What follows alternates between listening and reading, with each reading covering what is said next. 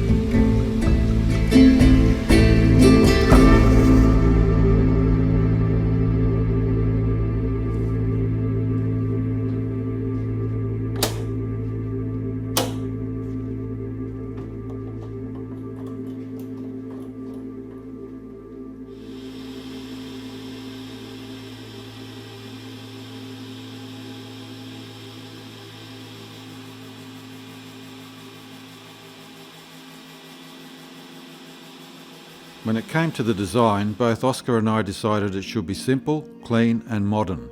Oscar suggested I look at some desks in the mid-century style that he's a big fan of. And eventually we found this desk by an Italian designer, Carlo Molino. What we liked about this is the angled legs and the A-shaped top frame together with the single box support at one end. Of course, it wasn't all plain sailing. I wanted some gentle curves, but Oscar said no curves. I suggested some drawers in the box support, but Oscar didn't want any drawers. And after some very serious and heated discussions, we settled on a design that Oscar was happy with.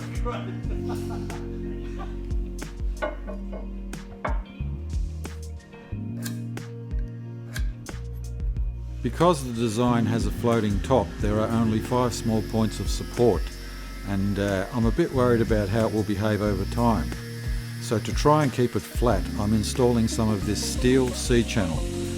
It may be overkill, and if the top stays flat I'll never really know, but better to be safe.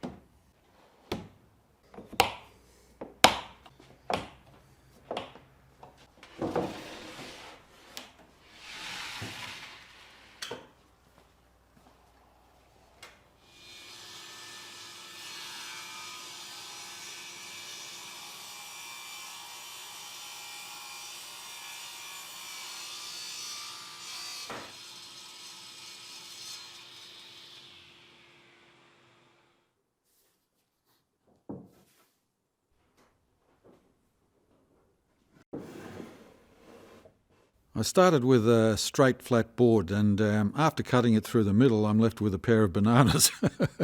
Putting the two halves back together you can see what I mean. Not a straight edge anywhere. There's a good 5mm gap here, so I guess it's time to make another jig. So to get this board into shape I've knocked up a little straightening jig out of some MDF threaded rod, and I've used the offcuts from the C-channel that I put into the top for clamps, and I've put some hard rubber on the bottom, and these things grip really well.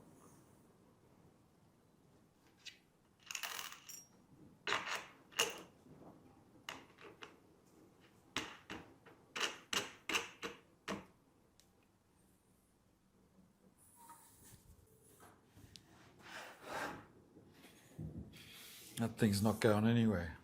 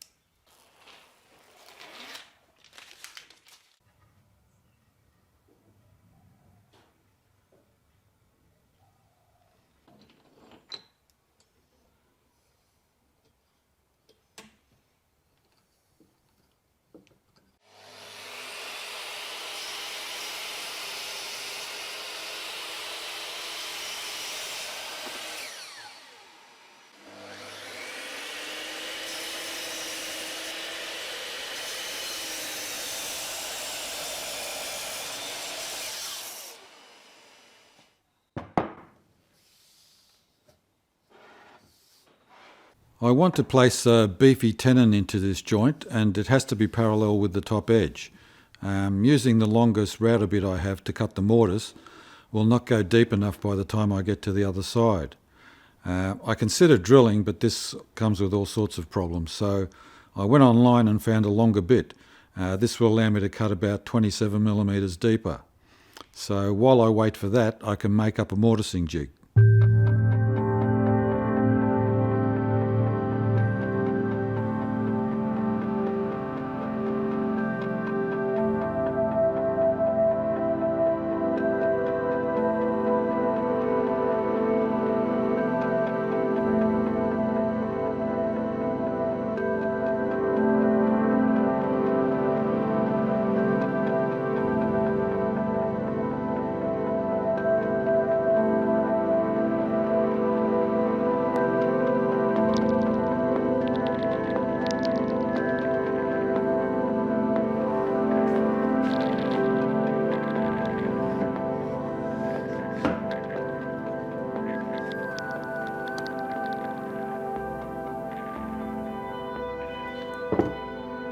Of course, I had to make another one for the rail.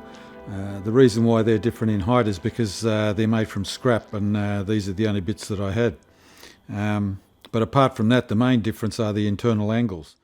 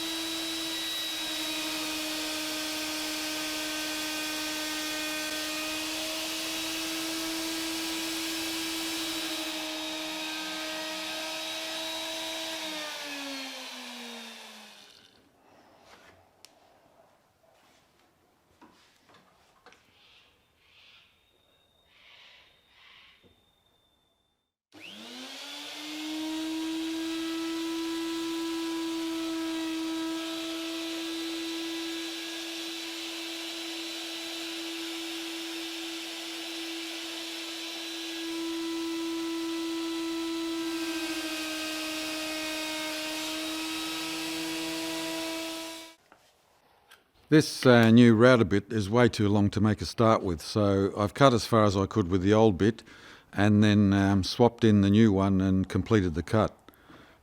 This really tested my poor old router. I mean, it was noisier and vibrated a lot more than usual, but then this is an old battler. It was given to me as a birthday gift in 1989, so it's a good 35 years old now.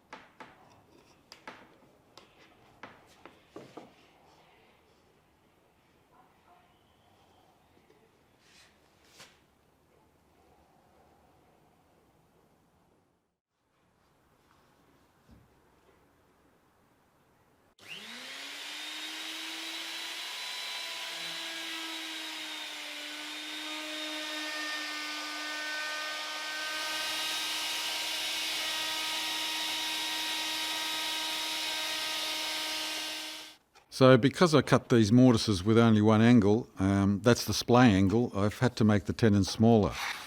This shouldn't affect the strength of the joint too much, but of course positioning during glue up will be crucial.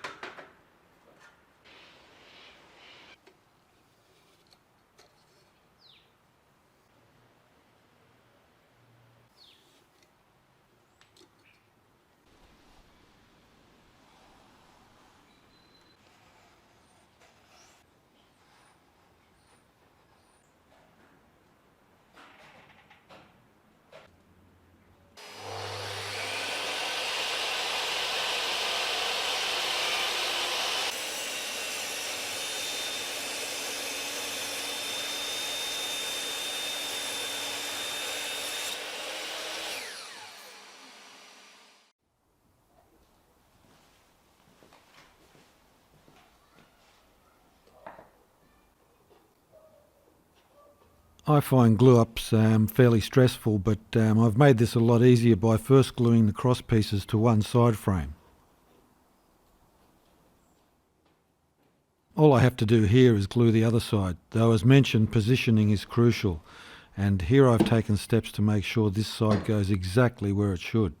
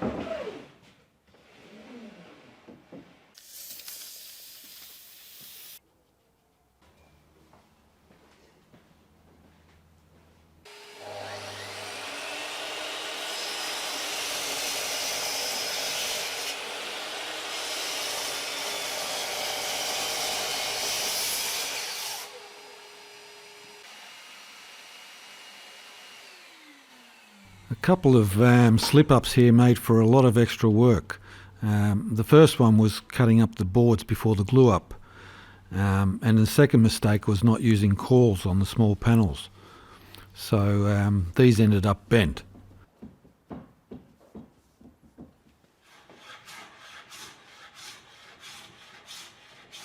Anyway, I resigned myself to the work ahead, but just after these clips were shot, I ripped up my left arm pretty badly and had to stop for a couple of months.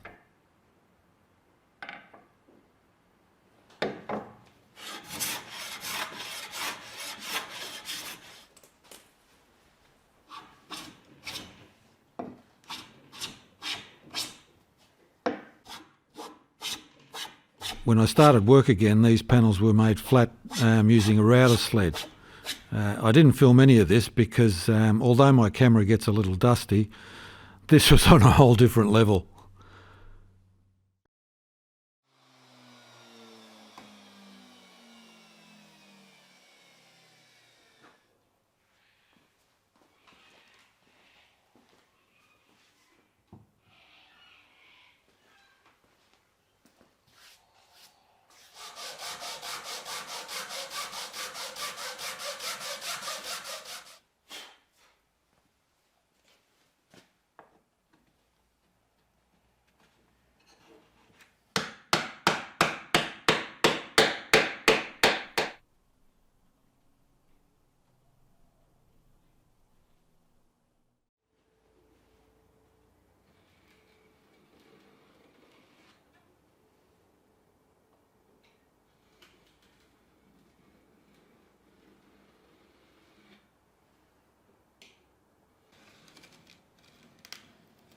Oscar wants to put his PC inside the box, but he did ask me to make a shelf. And I'm also making a removable back. These are just made from some MDF that I'm covering with Jarrah veneer.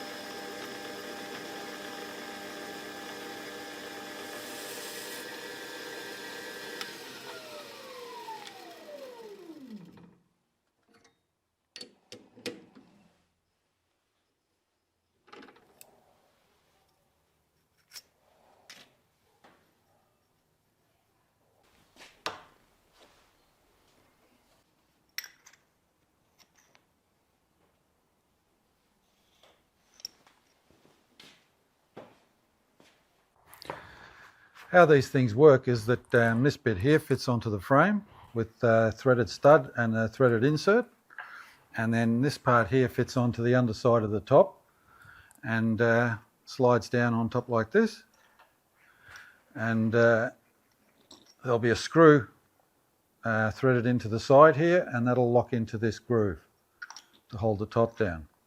But there's a couple of things wrong with this. The first one is that this shoulder here is too narrow, and I can't elongate this hole to give it a bit of movement when the top expands and contracts. So what I'm going to have to do is turn down the diameter of these pieces and make this smaller so I get a larger shoulder down the bottom here.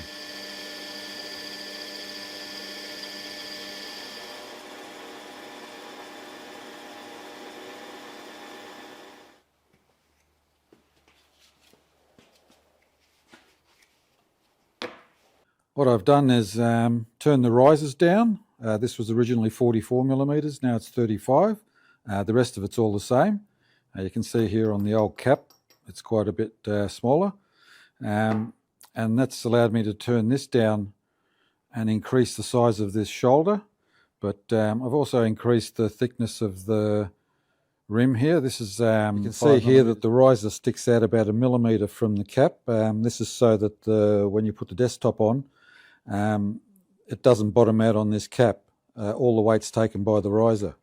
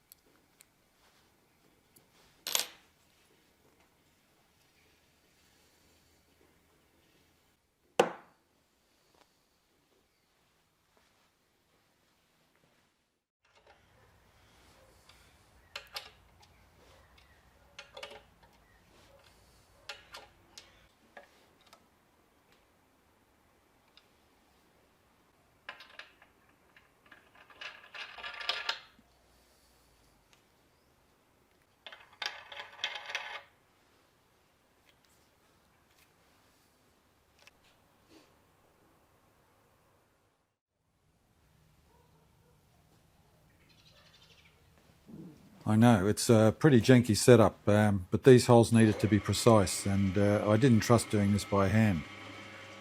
So what's going on here?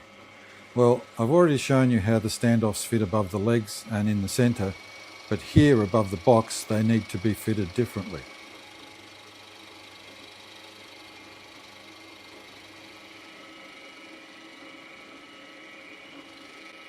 Because I needed a way to tie the frame to the box and also needed a standoff to support the frame, I made up these risers. They're just between the frame and the box. So these will go into the top of the box with a threaded insert, and these fit into these holes like so. Then the ordinary risers, they're slightly below the top of the hole, and the ordinary risers go in like this and lock it in. So the frame will be locked to the box. So I need to fit these threaded inserts in the precise location on the box support, and to aid in doing that I've made up some of these little punches, and I'll just screw these onto each of the standoffs, and then I can fit these, lay out their rough positions on top of the box, and then punch in some holes so I know exactly where to drill for the threaded insert.